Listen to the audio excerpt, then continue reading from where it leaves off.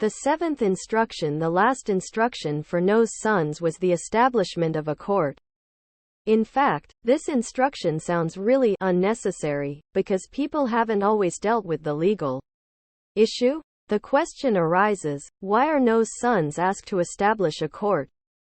If we examine the most primitive societies in the world, they always managed what is known as order and law. Although the system was informal, there were no permanent representatives who received a certain training, prescribed by law, to represent the litigants. There was no central authority that objectively determined the supporting system of the court, as if the clerical system that assists and enforces the judgments, and the hearing was not conducted in a systematic manner according to a protocol or a certain tradition. The judges were the elders of the village or tribe, and there was an influence of public opinion on the judgments. Such a system continues to this day in countries where there are so-called jurors. These people, for example in the USA, are chosen at random, and the representatives of the litigants examine the candidates and finally choose the jurors that they think will suit the case. A legal system can actually be presented in several ways. Even in the modern world, such a system is a platform for negotiating the nature of the offense and the punishment it deserves in accordance with the accepted codex of laws. That is, there is a discussion where on the one hand the plaintiff wants to make it worse and on the other hand the defense wants to make it easier. Both sides see the same case but interpret it differently. Everything according to the matter of their sender, whether the plaintiff, in the trial, and or the defendant are a public or private body. The process is conducted according to a certain protocol managed by a judge who is systematically appointed subject to the instructions of the system itself. Even these days there is a concern that stems from the fact that the legal system is not actually looking for justice but a trial. The difference between the things must be clear. When looking for justice, you are looking for a final solution to a given problem. When offering a trial, offering a temporary solution to the problem. That is why a trial may turn into an appeal and another appeal while increasing the level of the composition of the judges. All because the trial did not end with justice but with a temporary decision that does not always create justice. In other words, a trial does not end a conflict but creates a different situation. Sometimes he postpones the conflict until a later time.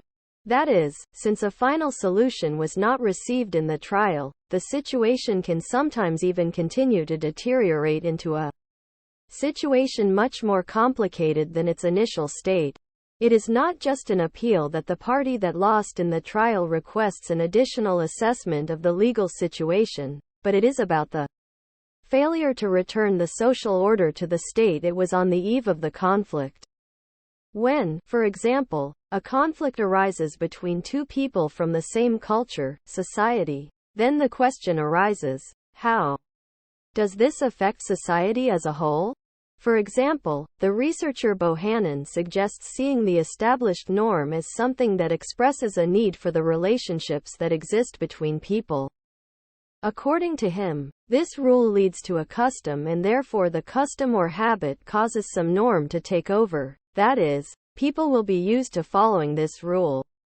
Since the purpose of the legal institution is to enable the enforcement of those norms that society wants and deems necessary from the start.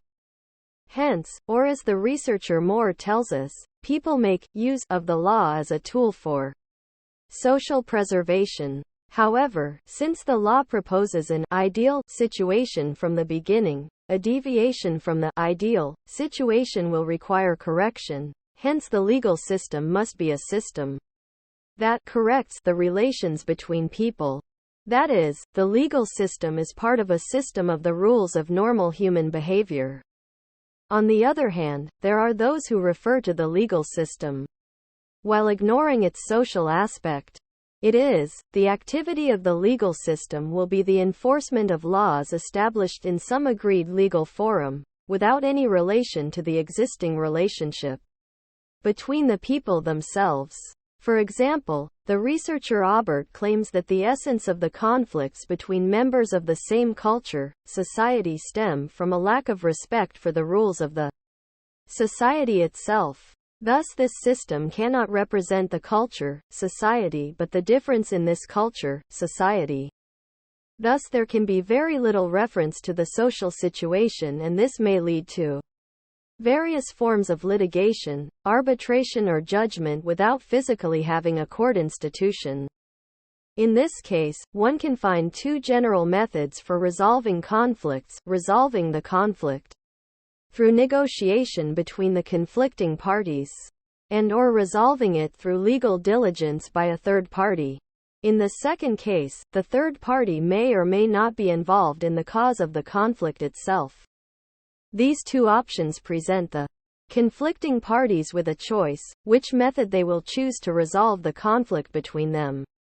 Would they prefer litigation by a third party and/or by negotiation between them? It should be noted that there is a concern that a system of judicial diligence by a third party may be contaminated by interests that do not coincide with those of the disputants themselves. The social ties between the parties are expressed through the chosen method. A formal legal system does not care about the identity of those entering it.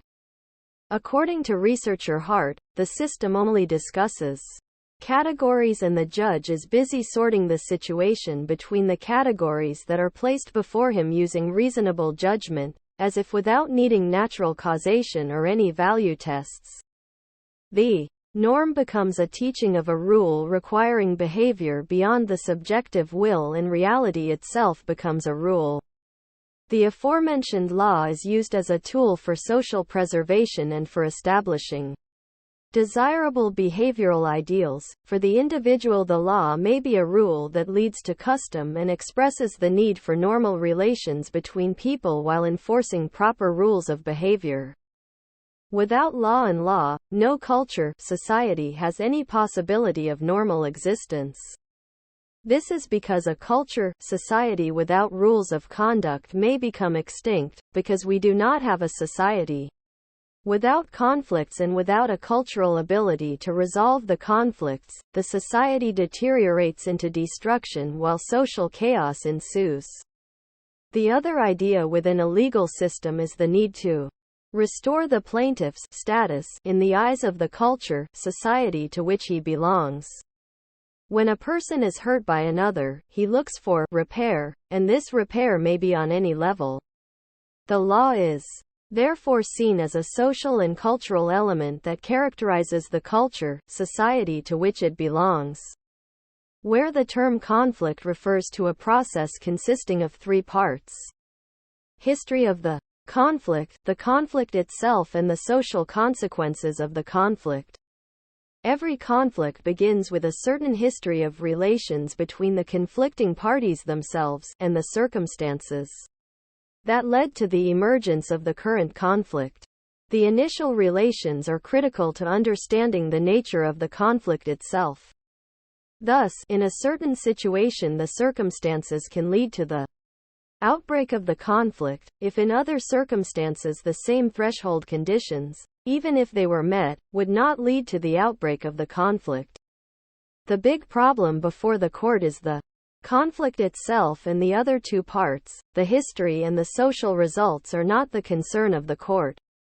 Thus, social and cultural characteristics do not come to the door of the court, which, as mentioned, is classified between the categories to examine which appropriate category the case falls into.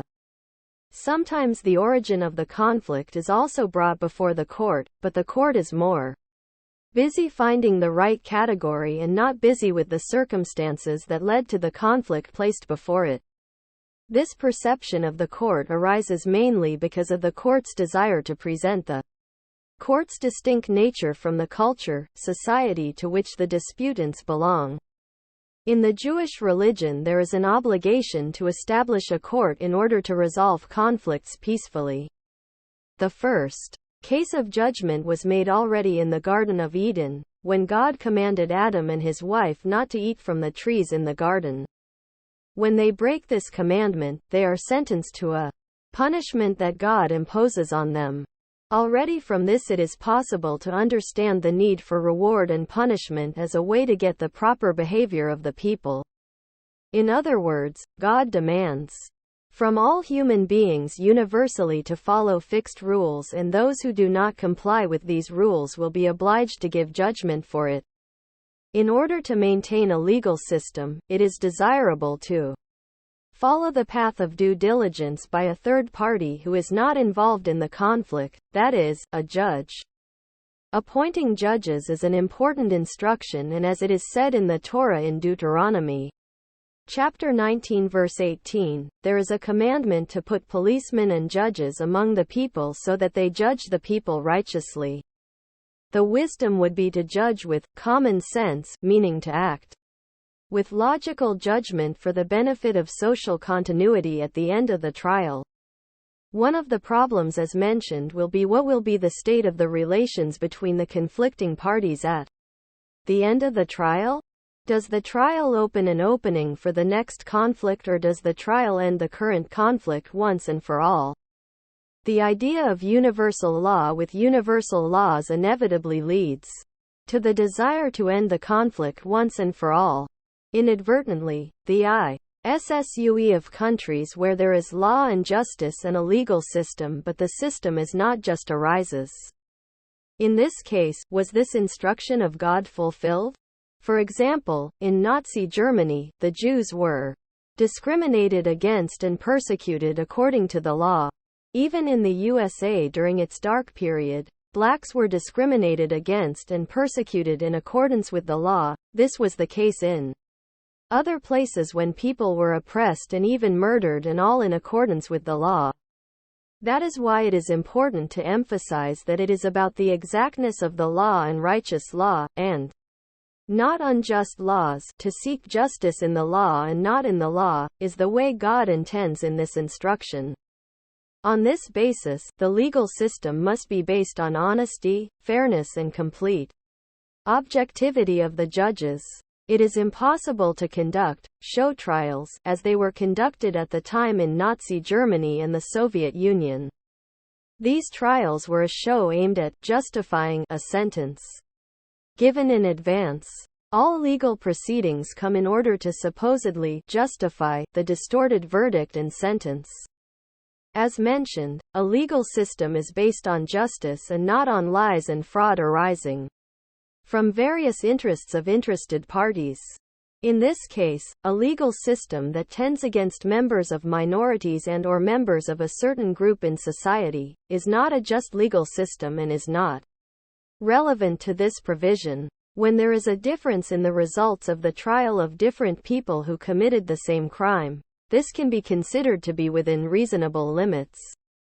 Since the circumstances of one's offense are not exactly the same as the circumstances of the other's offense, this is despite the fact that both committed the same offense. However, when the circumstances are the same and the essence of the offense is the same, the judgment and the sentence and the punishment will have to be the same. If there are differences, it should be attributed to extraneous considerations that are not the concern of anything related to the dry law. The Torah stated unequivocally and said one trial shall be for a resident and a resident for a citizen and a foreigner. Because that is the only way a society can exist without bias in the trial. Hence, in the light of this instruction, it can be said that even the Gentiles must know the truth. The world has a creator who leads the world and demands an account from every created being. In order to behave correctly in the world, one must behave justly and honestly towards every creature.